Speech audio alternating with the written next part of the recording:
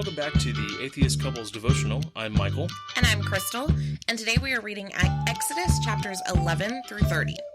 We get to pick back up with our boy Moses. We haven't seen him in a while. Yeah, I haven't really missed him, I'll be honest. I mean, I have missed the podcast, though, so I'm happy to be back here. So we've been AWOL for a little bit, like Crystal said, and mostly that's just because we had a few things going on. I went back to work. Boo, like actual work. In case you missed it, I'm a teacher, and so the long summer of 2020 came to an end. Yeah. So, went back to work about a week and a few days ago, and then also the same week that I went back to work, ended up getting news that my step-granddad passed away. Yeah, so we had to go down for the service, which was a bit of a trip that we had to take. And so, life happens, but we are glad to be back in the hallway closet thing that we have where we record. It's very fancy with our cardboard and foam, audio absorbers. Mm-hmm. Most expensive equipment in here is actually our sound producer, or what is he? Franklin? Franklin, yeah, he's pretty expensive. Yeah, he really is. Oh yeah, we also had some issues with our dogs. And now he's scratching. Oh yeah, we had an emergency situation with our dog Darwin, and it's pretty par for the course for 2020. I gotta say. Yeah. Well, anyway, so here we are back again, and I think we're both ready to analyze, and I'm doing that with some quotation mark or air marks. Analyze the Bible, mostly just pick it apart and make fun of it. All right. So I read the New International Version because I didn't remember what I read last time and forgot to switch it up. So, what'd you read? Cool. I read the ESV, and I also read the Skeptic's Bible, which, again, I think it's like the King James Version or maybe like the New King James or something. But I mostly read the ESV. Didn't get a chance to read the Lego Bible, so that made me sad. Oh, so sad. Yeah. I bet the parting of the Red Sea looked really cool. Yeah. In Lego form. I bet so. I'll have to go back and look at it. So just to recap, last time we learned about Moses being yet another Jewish boy who was born, but he was born during a time whenever the boys were supposed to be killed, according to Pharaoh. He was placed in the river by his mom and then discovered in the reeds by Pharaoh's daughter. And he was sent, so that we don't have to recap everything, he was sent to, by God, once he figured out that he was Hebrew or whatever, to liberate his people who had been in slavery in Egypt for 430 years, which was, remember, all part of God's plan in Genesis. Oh, totally. God was not improvising whatsoever. So we have all of these cool magic tricks, plagues from God. Miracles. Those were more air quotes that you can't see. And Moses was like, God, I really don't think I'm the best person for this job. And God gets pissed, so he keeps making it harder on Moses and hardening Pharaoh's heart. We keep using that phrase. So I feel like with all that God can do, he could snap his fingers and his people could be liberated. But God's a drama queen, so... Yeah, so here we are in chapter 11 with the final plague. Chapter 11 of Exodus. All right, so the final plague ends up being... This is the worst of the plagues. So Moses tells Pharaoh that God is going to kill all of the first sons in Egypt, but he will pass over the Israelites. And God tells Moses that after this, the Pharaoh will finally let them go. And there's a verse in there that says, then you will know that the Lord makes a distinction between Egypt and Israel. And if somebody told me that was trying to prove their God to me, and they were like, so my God's gonna kill all of your firstborn sons, but not mine because he likes us better, that's not gonna convert me. Yeah. Also the fact that, why did God allow the Egyptians to be born Egyptian if he was just going to choose to like another people? Why does God have favorites? God already, again, I don't get it. Why create all the other people, or quote-unquote races, if you're just going to have a favorite? Well, remember, we learned that he didn't create all of the people because back in the original creation, there were other people besides Adam and Eve and their kids, because Cain ran into people. So, I mean, it's just plot hole after plot hole. But God says, Moses is really pissed at this point. It says, then Moses, hot with anger, left Pharaoh. Is he mad at Pharaoh? Is he mad that God is going to kill a whole bunch of people? We don't know. I don't know. I'd like to think that Moses is just, like, kind of done with being a pawn, because... No, I don't think so, because later on we're going to see Moses begin to try to take the lead a little bit more. So I think Moses actually relishes in being the leader, or being the one that's the chosen one. But it's like, it's like if you have a boss that is telling you have to get something done, but then they're sabotaging your work that you're trying to do, but you have to do it.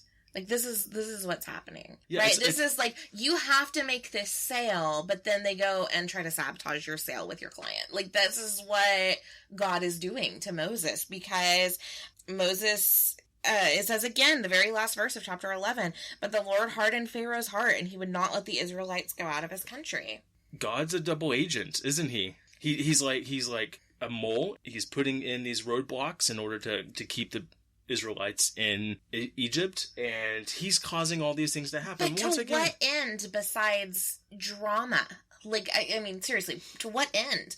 Why? I mean, he's a double agent and a mole and whatever to himself for what he wants to do, and I feel like he's just, like, trying to make his Sims game more interesting. Yeah, to what end? He's the one who brought them down there into Egypt in the first place. He's the one who caused there to be a famine in the land of Israel, and there to be, well, in Egypt too. And he's, if you want to say that he's the cause of all these things, and then why? I don't fucking get it. Okay, but on top of that, all right, in verse 11, it also says that... I don't think there is a verse 11. I'm sorry, chapter 11. Okay. Chapter 11 says... Speak now, verse 2, speak now in the hearing of the people that they ask, every man of his neighbor and every woman of her neighbor, for silver and gold jewelry. So the way that it's interpreted, so it talks about here that God, it mentions this several times. This is, I think, the second time, maybe the third time. Sorry, our sound mixer was scratching himself. He needs to go watch some more Udemy videos to learn how to edit sound and stuff. Udemy, if you want to sponsor us, you're welcome to do that. Okay, so in this portion, it literally tells, God apparently literally tells the Israelites to go and take gold and silver from the Egyptians. Yeah, and we're going to see how this goes down in the next chapter. Yeah, so... real fun. Okay, and then, so, like, is stealing okay? Like, we're already like, if God's sanctioning it, okay, I guess it is. Kind of going back to Moses, like, killing the Egyptian. Is killing okay? Even if Moses was defending another Israelite, was it okay for Moses to kill the Egyptian? I don't know. We got a lot of questions about God's morality or lack thereof. Yeah. So chapter 12. This is when we get into the Passover and the exciting stuff happens, aka murder. So God tells Moses that the Israelites must keep a lamb for 4 days, a perfectly healthy lamb, then slaughter it and eat it on the fourth day, along with unleavened bread. Absolutely no yeast whatsoever. And then they have to smear the lamb's blood on their door frame. There has to be just the right amount of lamb for everybody, and they might have to share with their neighbors. And you can't waste any of it. And then God says, so you'll celebrate me being so nice that I spared your sons. Every year this is going to become a holiday. But don't eat yeast for this period of time. So then God kills the firstborns. Pharaoh is sad because his son was killed also. And he lets them leave. And then they plunder the Egyptians. And apparently all of the Egyptians were like, yeah, sure, we'd love to give you our gold and silver, because God moved in their hearts to want to give them gold and silver. Then it goes into even more Passover restrictions. I feel like this was like Top Chef Exodus edition. What do you mean? So he gets into like, do not eat the meat raw or boiled in water, but roasted over a fire with the head, legs, and internal organs. Do not leave any of it till morning. If some is left till morning, you must burn it. This is how you are to eat it. With your cloak tucked into your belt, your sandals on your feet, and your staff in your hand. Eat it in haste. It is the Lord's Passover. And then he's like, has all this stuff about like unleavened bread, not having any yeast. You can't have any yeast in your house.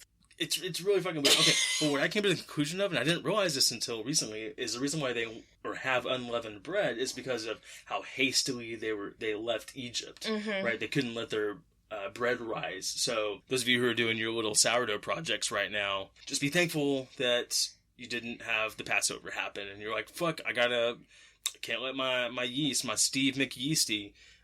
That's the name of my gluten-free sourdough starter, by the way, is Steve McYeasty. Yeah. So do you remember a few episodes ago when you said that we're all, like yeast in God's sourdough starter? I think that was you, wasn't it? Didn't you say I don't remember. But we mentioned it, yeah. And so I feel like 2020 is the year that God has left us in the fridge for a really long time without feeding us and making things happy again. Yeah, but God doesn't seem to like happiness. That's true. Yeah. Okay. So I want to also point out this idea. Okay. So he literally has them paint their lamb's blood on top of the doorposts. Okay, on the sides and on the top. And I'm just saying they're like, someone walk outside was like, okay, we're gonna have a little happy blood tree up here, a little happy blood splatter, just right up here at the top. I mean, God is just so he's the true multi-potentialite, right? So he's like, an architect and a fashion designer and a chef and a painter. I mean, he's got it all going on. Yeah, but he's most proficient at being a Jeffrey Dahmer.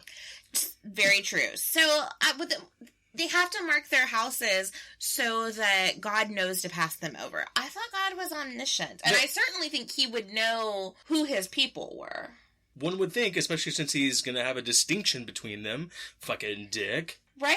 So why does he need the blood to mark their houses if he's an all-knowing God and these are his special people? So we've seen several instances now where God is not all-knowing. Mm-hmm. We read in the instance of him coming down to destroy Sodom and Gomorrah that he was walking by and he was like, I have to go check out these rumors over at Sodom and Gomorrah and to see if they're true. What? Yeah. So definitely not omniscient, and that's clearly in the Bible. I also want to point out that we have all of this stuff of here's how to prepare, here's how you're going to have a holiday, verses upon verses, and then the actual plague that happens where God goes and kills the firstborn and then Pharaoh decides to let them go is 2 verses. So this literally 2 verses, and the whole chapter is 50 verses. And most of that is about how to prepare your lamb and your bread and your door frame. Mm-hmm. Just bad writing. Mm-hmm. I want to feel the anguish of the Egyptian people, and I want to see the Pharaoh's, character development where he finally believes in God, and, I want to hear, because God says that the wailing is going to be the loudest you've ever heard because everybody's wailing and mourning in Egypt. I want to hear that. I don't want 2 verses of weird-ass recipes. Yeah. Yeah. I don't understand. It's weird. Yeah. Okay, but something else I pointed out, again, that is an interesting distinction. So chapter 12, verse 23, for the Lord will pass through to strike the Egyptians, and when he sees the blood on the lintel and on the doorposts, the Lord will pass over the door, and will not allow the destroyer to enter your house to strike you. I totally missed that. Is he tag teaming with Satan? Right. Is there some sort of other god that is over death in this case, called the destroyer? It uses a different word here, I think. I didn't look up the Hebrew in this case. You're right. So is it another god? Is he teaming up with Satan? Because we haven't actually really seen Satan the destroyer yet. So who is this destroyer? Or is that what God likes to call himself? Ooh, just like a bedroom name, like a dungeon name. That's what God calls us, Dick. The destroyer. You think he called it that whenever he was fucking marrying? Definitely. Oh god. Alright, chapter 13. So God gives even more instructions. So they're out of Egypt, they're fleeing at this point, and God gives even more instructions about how to celebrate Passover. And then he says that the sacrifice of every womb, even the animals, must be given to the Lord. So the animals have to be killed and the first sons have to be consecrated. And then God makes them take the long route so that they wouldn't go back to Egypt if they faced war. So he's a terrible navigator. bad GPS, which we'll see a lot more later in Exodus. And they took Joseph's bones with them. You remember Joseph said, whenever my people leave Egypt, take my body with you. And then God guided them as their tour guide leader by being